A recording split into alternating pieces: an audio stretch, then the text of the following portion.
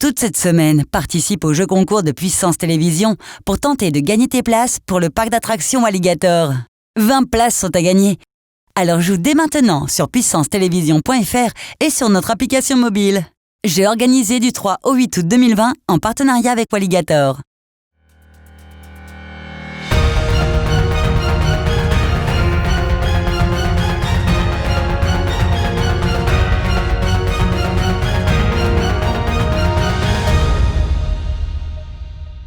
Bonsoir à tous, bienvenue dans votre journal du lundi 3 août. Voici les titres de cette édition. De bonnes nouvelles pour le théâtre des Bleus de Bar à Bar-le-Duc qui réjouissent les bénévoles de l'association qui œuvre à sa restauration depuis 2016. Le canal entre Champagne et Bourgogne impacté par une plante invasive, plus d'explications dans un instant.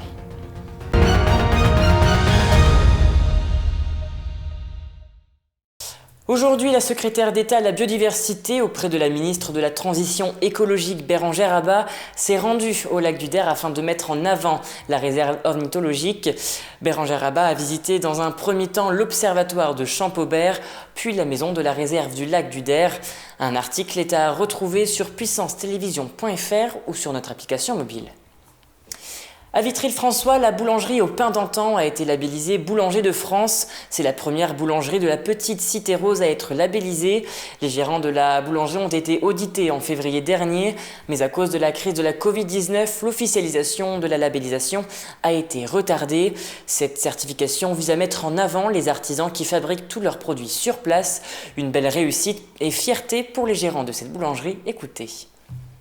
C'est une qualité de travail et c'est une reconnaissance pour nous, comme quoi qu'on est encore des artisans 100% maison et on est très fiers de le faire, quoi. Puis c'est même malheureux qu'il faut que se justifier comme quoi on fait du 100% maison, alors que ça devrait être l'inverse.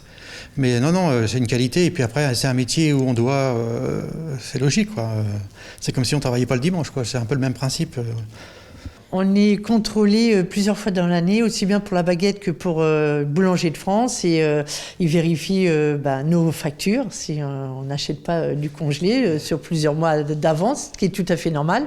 Et puis pour la baguette, ils en prennent plusieurs, ils les coupent et ils regardent déjà le procédé, si le boulanger fait exactement comme il doit être fait. Et puis voilà, mais c'est pas compliqué, hein, je veux dire, c'est un enchaînement logique. Et si on le fait depuis plusieurs mois, après...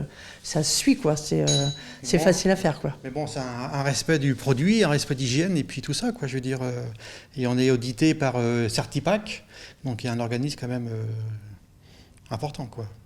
Je vous le disais en titre, l'association Sauvons le théâtre des Bleus de Bar à Bar-le-Duc a récemment été classé monument historique. Une très belle nouvelle pour les bénévoles de l'association qui travaillent d'arrache-pied pour redonner vie à ce théâtre. Les travaux de l'établissement ont débuté l'année dernière et ils avancent à grands pas. Regardez dans ce reportage réalisé avec Antoine Regnault. La nouvelle est tombée il y a quelques semaines déjà. Le théâtre des Bleus de Bar de Bar-le-Duc est désormais inscrit au monument historique.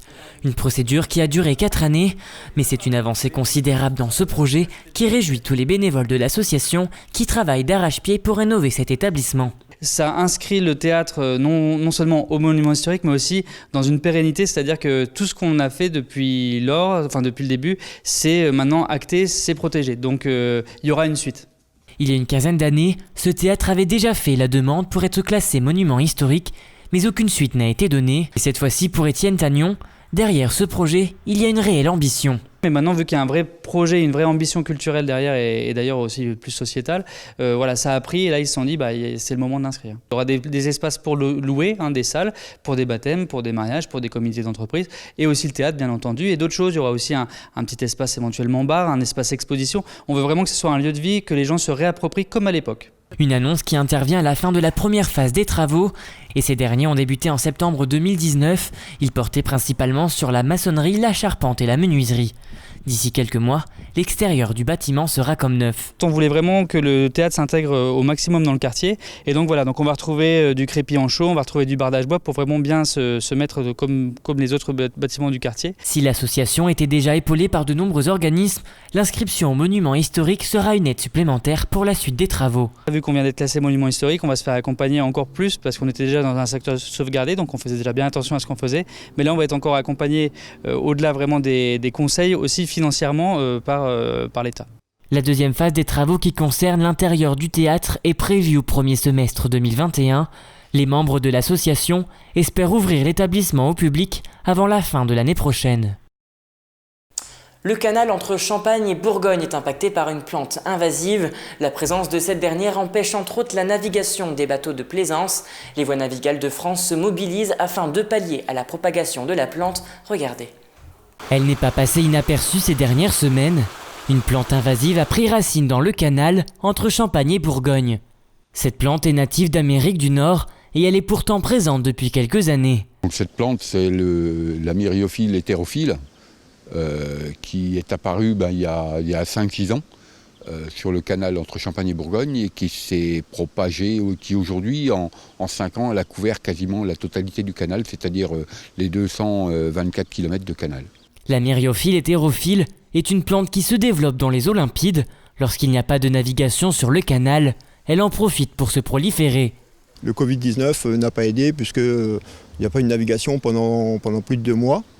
Et malgré que le confinement, on a repris au mois de mi-mai, il y a eu un autre facteur aussi. On a eu une écluse sur la Saône qui était en travaux.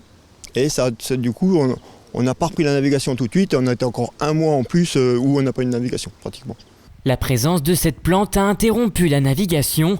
Pour les voies navigables de France, dit VNF, elle a également une incidence sur l'exploitation du réseau fluvial. Cette algue vient bloquer les vannages et souvent bloque les alimentations et empêche le transfert d'eau.